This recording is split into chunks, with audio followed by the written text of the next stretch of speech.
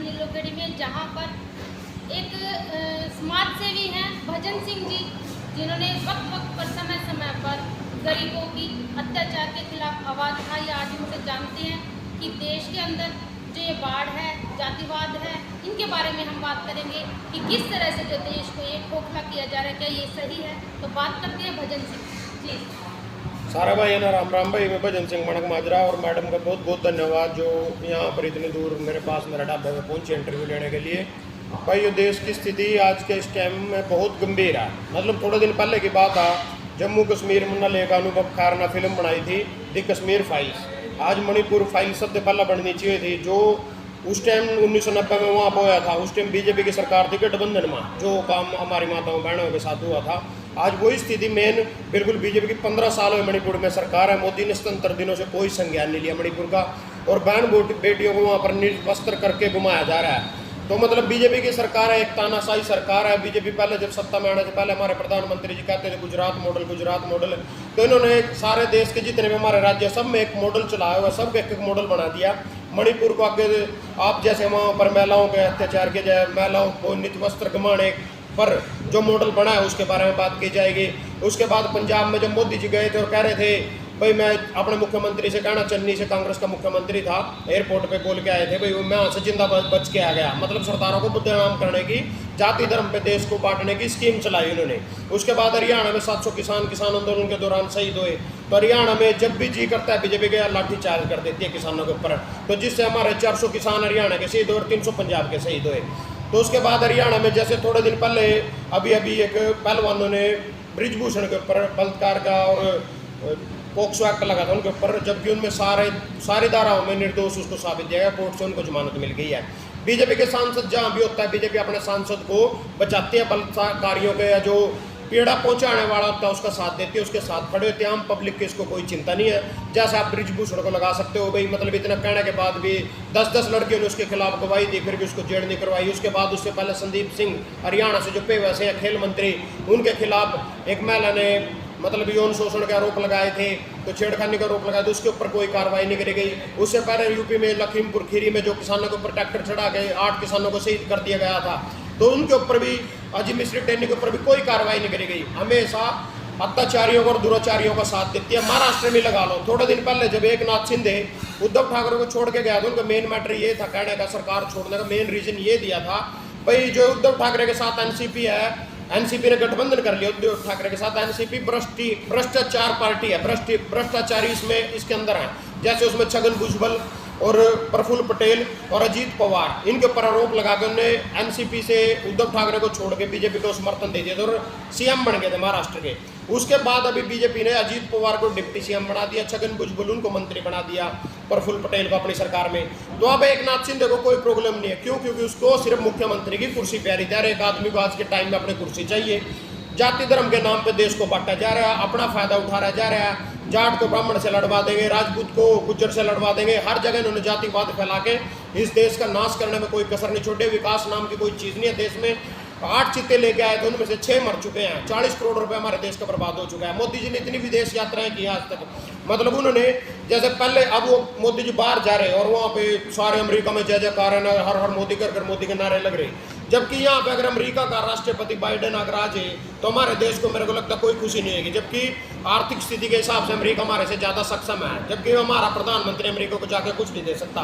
प्रधानमंत्री ने प्रधानमंत्री बनने से पहले 2 करोड़ रोजगार की घोषणा की थी, 100 स्मार्ट सिटी की घोषणा की थी और 15 लाख रुपए खाते में घोषणा की थी, और किसानों के आय 2022 में डबल करने की घोषणा की थी, 2000 और काला धन विदेशों से वापस लेके आने की घोषणा की थी। जबकि इनमें से एक भी वादा पूरा नहीं किया।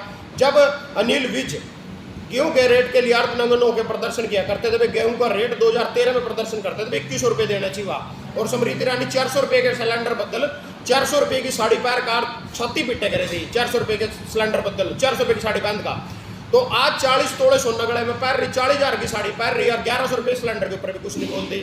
और महिलाओं की बाल विकास मंत्री है, महिलाओं पे अगर अत्याचार और उसके खिलाफ कुछ नहीं बोलती, क्योंकि इनको सत्ता प्यारी है, कुर्सी प्यारी है। हमारे प्रधानमंत्री 2013 में मनमोहन सिंह उस टाइम प्रधानमंत्री था, पत्र लिखते थे एमएसपी गारंटी खरीद कानून, तो उसके ऊपर मतलब आज अगर सत्ता में आ गए 8 साल से 9 साल से सत्ता में प्रधानमंत्री की कुर्सी पे एमएसपी को लेकर सिर्फ किसानों को लाठियां दी गई हैं, जबकि इसके ऊपर कोई भी संज्ञान नहीं लिया गया। अगर आप आज अगर हम प्रधानमंत्री से कहते हैं 2 करोड़ रोजगार की बात करते हैं, कहते हैं सरकार के पास पैसा ही नहीं है, खुद हमारी फौज की भर्ती 4-4 साल की करती है जिसको अग्निवीर में ट्रांसफर कर दिया, और जो इसको कहते हैं भाई तो उस टाइम एमएसपी के आज कह रहे हैं हमारा 4 लाख करोड़ का घाटा हो जाएगा, सरकार एमएसपी कैसे दे देगी, तो उस टाइम फिर एमएसपी के लिए प्रधानमंत्री मनमोहन सिंह को पत्र क्यों लिखा करते थे।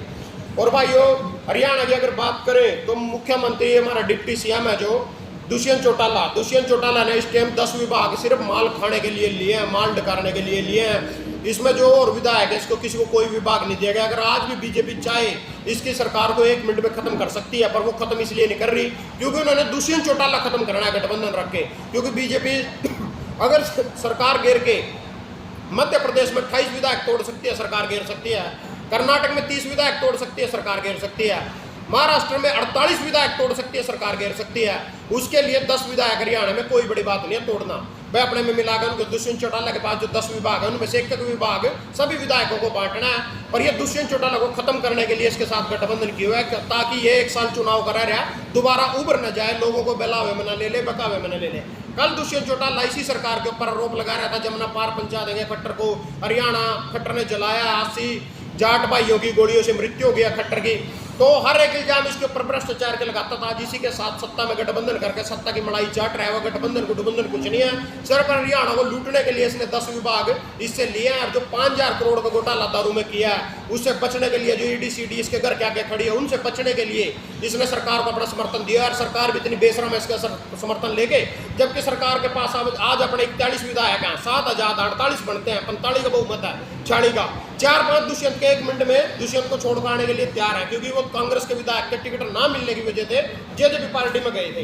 दुष्यंत चौटाला ने अपना घर पर है। आज दुष्यंत चौटाला के अगर तुम गूगल पर जाकर सर्च करोगे 73 करोड़ प्रॉपर्टी का मालिक है, जबकि 26 साल की उम्र में सांसद बना था। आज उनकी आयु 36 साल 35 साल लगा लो। कहीं ना कहीं हम बात करते हैं हरियाणा में आज की जो सिचुएशन देख रहे हैं, जातिवाद के ऊपर लगा लो या हम लगाएं कि बाढ़ग्रस्त जो इलाके हैं वहाँ पे, तो उसके बारे में क्या कहेंगे? हरियाणा की जो आज हालत है कितने साल पीछे, क्योंकि आरक्षण में भी यही हुआ था कि पीछे चला गया था, और अब आपको लगता है कि जातिवाद के इस जहर से और बाढ़ से कितना पीछे गया है? जैसे हरियाणा में भी बाढ़ आई है, सबने देखा, हर एक विधायक वहाँ पे जाके फोटो शूट करवा रहा है। नीलो खड़ियल का तो ऐसा है मेरे यहाँ तो किसी ने फोटो शूट भी नहीं करवाया, ना का विधायक किसी कर्म का है और ना ही लोग किसी कर्म के हैं, ना विधायक के पास जाते हैं, ना विधायक के पास उनकी समस्या कोई समाधान भी नहीं है, जाके क्या करेंगे, इसीलिए नहीं हो जाते क्योंकि विधायक के पास ही कुछ नहीं है, उसके पल्ले ही कुछ नहीं है। मेन मकसद है विधायक किसी के पास भी चले जाओ, अगर आप कुरुक्षेत्र के सांसद नायाब साड़ी के पास भी जाओगे वो भी यही कहेगा मेरी चलती नहीं है, संजय भाटिया के पास जाओगे ये भी यही कहेगा भी चलती नहीं है, चलती तो है इनकी। अगर इनके ऊपर इनके बच्चों के ऊपर बलात्कार के मुकदमे लग जाए उसमें भी चल जाएगी इनकी, कोई भ्रष्टाचार की फाइल दबानी हुई उसमें भी चल जाएगी इनकी। अगर आम नागरिक के लिए कुछ करना होगा, बाढ़ग्रस्त के लिए कुछ करना होगा, तो राम कुमार विधायक है जैसे इंद्री से, तो अपनी फोटो शूट करके आता है, वहाँ पे पजामा थोड़ा ऊपर कर लेगा, गार हाथ में दिखा लेगा, तो सिर्फ ये फोटो शूट करने के लिए जाते हैं, किसान को कुछ नहीं देते। किसान की हालत पतली है, नुकसान बहुत ज़्यादा हो गया है, लोगों के घर भी गिर गए हैं और गाय भैंसों की काफ़ी मृत्यु हुई है, बाढ़ के पानी से फसलें बर्बाद हो गई, गन्ने की फसल बिल्कुल बर्बाद हो चुकी है। यूपी साइड कल में गया था, इंद्री साइड देख के समस्तपुर गाँव है, गुड़ पर खालसा है जैसे, तो यहाँ पर बहुत सारा नुकसान हुआ फसलों को। राम कुमार विधायक सिर्फ फोटो तुरा के आता है, देना दवाना कुछ नहीं है किसी ने, और अपने लिए इनके पास सब कुछ है, 5 लाख पेंशन मिलती है, सरकारी आवास मिलते हैं, रहने के लिए डकारने के लिए पेंशन मिल जाएगी। अगर आपने ना पता हो तो विधायकों की पेंशन में भी 63% बढ़ोतरी हुई है, और किसान का अगर ये एमएसपी देते हैं गन्ने पे भी पीछे क्विंटल पे 10 रुपये दिया था, और अपनी भी बढ़ोतरी करते हैं 67 है, तो 5-5 लाख रुपए पेंशन एक विधायक लेता है, फॉर्चूनर गड्डी लेता है, सिक्योरिटी लेता है पुलिस की। अगर ये जनता के प्रतिनिधि नहीं है, जनता के द्वारा बनाए तो जनता से कैसे खतरा इनको, सिक्योरिटी क्यों मिलती है इनको, क्यों लेके आते हैं पुलिस वाले को गाँव में अपने साथ? अगर जनता ने बनाया, जनता के विधायक है, जनता की सेवा, आजकल जो भी विधायक करता है ना भी मैं सेवा करने के लिए बना, सेवा करने के लिए बना, मेवा खाने के लिए बना है, सिर्फ अपने बच्चों को अच्छी शिक्षा देने के लिए। जैसे हम जो पेंशन मिलती है घोटाले करते हैं उससे अपने बच्चों को विदेशों में पढ़ाते हैं, वहाँ पर राजनीति को उसको टिप्स दिए जाते हैं, यहाँ हमारा बुद्ध बना के वोट लेके उनको राजनीति में आकर चर्चा कर देते हैं। बीजेपी कह रहे थे परिवारवाद खत्म कर देंगे, एक 2 मोटा से उदाहरण मैं हरियाणा दे दूंगा। कह रहे थे कांग्रेस ने परिवारवाद करे, परिवारवाद की राजनीति खत्म करेंगे, तो दुष्यंत चौटाला जिसके चाचे ताऊ बाबे तो राजनीति चलती आ रही, वो अपने उसमें लेकर डिप्टी सीएम बनाया, तो ये गया परिवारवाद। कुलदीप बिश्नोई का छोरा जब भजन लाल सीएम रहा, उसकी बहू जसमा देवी मंत्री रही, उसका भाई चंद्रमोहन बिश्नोई मंत्री रहा, कुलदीप बिश्नोई मंत्री रहा, रेणु का बिश्नोई मंत्री रही, अगर उसके छोरे को भी टिकट दे दी। ये क्यों आ गया परिवारवाद? परिवारवाद सिर्फ बातों में हुआ है, सिर्फ जो तुगलकी फरमान अपने चलावा नहीं। जो मतलब राजनेता वो हुआ जो बकचोद हुआ, जो सबसे बड़ा बकचोद, उतना बड़ा राजनेता बकचोदी जिसने करने आएगी वो राजनेता बन गया। तो ये बकचोदी के द्वारा ही मतलब ये कहने के लिए है, सिर्फ बात भी परिवारवाद खत्म कर देंगे। परिवारवाद कुछ नहीं खत्म करना, आगे नहीं को टिकट देनी, ऐसे ही परिवारवाद को बढ़ावा दे रहे हैं और चला रहे हैं इस चीज़ को। तो अभी जैसे हम बात करें कि जो गौशाला के टेंडर पास किया खट्टर जी ने, मतलब 400 करोड़ का बजट है, लेकिन गांव जो अपनी गाय माता है उसको माता माना हुआ है, लेकिन उसकी हालत सड़कों पर बुरी है। अभी मेरे को दोस्त है पुलिस में है, और वो जब भी कोई गाय सड़क पे मरी रहती है वो मेरे को फ़ोन करता है, एक गाय मर गई, 2 गाय मर गई। सिर्फ सड़क से मरने के बाद उनको उठाने का काम करते हैं गौ उसको।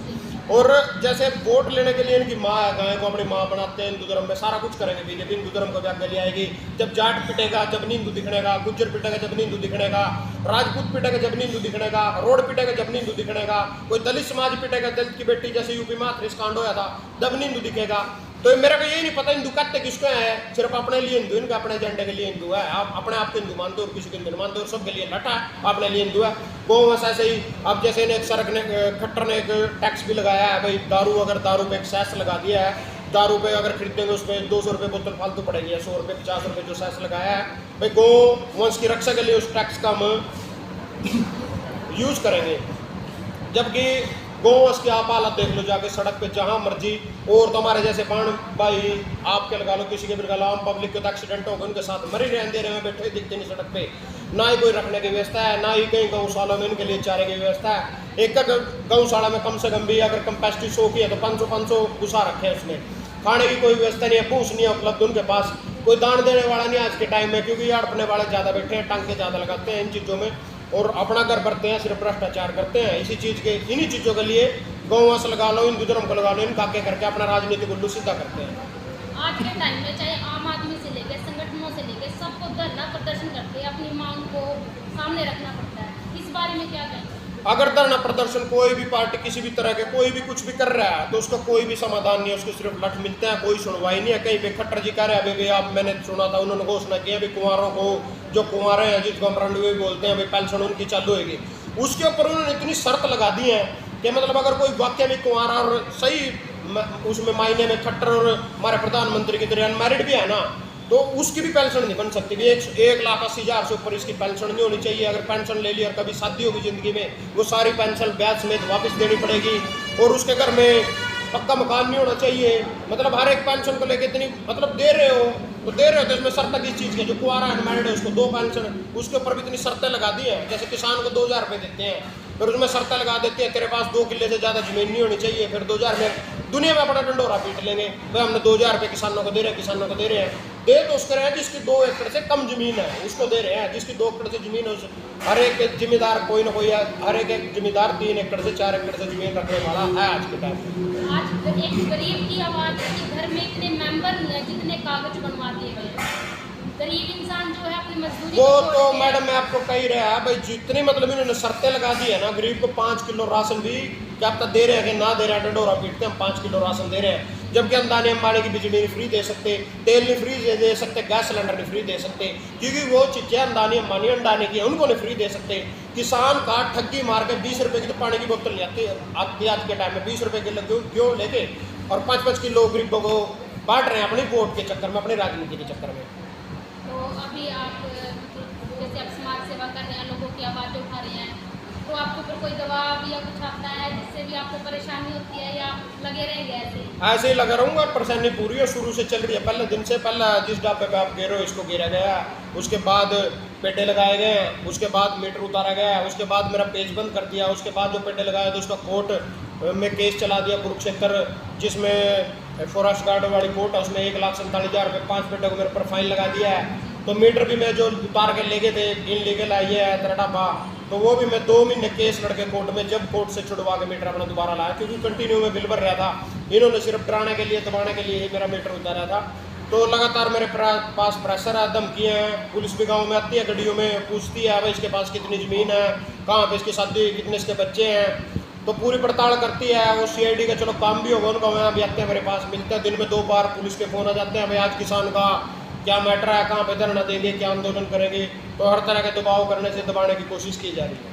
आज किसान धरना प्रदर्शन कर रहा है, आज किसान अपने खेत में काम करे या धरना प्रदर्शन करे, अपनी मांगों को करे, या फिर आड़तियों की जो मैटर चला हुआ था मंडी का ये उस पे करे। आज ये भी आरोप लगा दें कुछ भाई, ये तो कांग्रेसिया हुड्डा सरकार में 6700 रुपये बासमती जीरी का रेट दिया गया था। 9 साल में खट्टर सरकार ने एक बार भी 6700 रुपये जीरी का रेट नहीं दिया। हुड्डा सरकार में 1300 रुपये स्पेदा जो क्लोन स्पेद होता है उसका 1300 रुपये बिका है वो क्विंटल में, और इस सरकार में 400 रुपये 500 रुपये के ऊपर 9 साल में एक बार भी नहीं गया स्पेदा। तो मतलब किसानों के हक में कहीं ना कहीं हुड्डा सही था, और ये मेरा कोई मैटर नहीं कांग्रेस से या आम आदमी पार्टी से, या वो तुम्हारा अपना निर्णय करते रहिए जो था ना करना हो। पर यह चीज़ एक मैंने बताई है भाई, इसमें हुड्डा सरकार में किसानों ने आंदोलन करने की जरूरत पड़ी थी, बिना मांगे ही जहाज में जीरी जाती थी। आज कल परसों का अखबार उठा के देख लो, बोल रहे हैं जीरी का एक्सपोर्ट बंद कर दिया बीजेपी ने। क्यों कर दिया भाई? जीरी की डिमांड बाहर देशों में ज़्यादा होगी, धान का यहाँ रेट बढ़ जाएगा, फिर यहाँ के लोग क्या खाएंगे, हम गरीबों को 5 किलो अनाज कैसे फ्री देंगे, धान कैसे फ्री देंगे। अब मतलब ये नहीं कर सकते, पेट्रोल डीजल ये गैस सिलेंडर फ्री कर सकते, किसान भी ऊपर जाने देना, किसान को दबा के कुचल के रखना है। धन्यवाद सभी भाइयों का।